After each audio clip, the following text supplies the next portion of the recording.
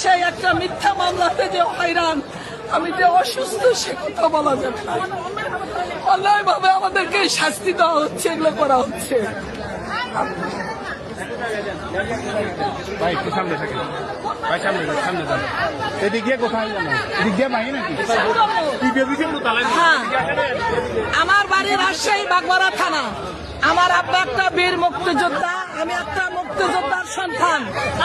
হ্যাঁ, আমরা এখানে একটা কথা, আমরা কোনো রাষ্ট্রদ্রোহিতার ছোট কিছু করি নাই, এবং কেউ এটা অন্যায় এবং মিথ্যা মামলা, সব মিথ্যা মামলা।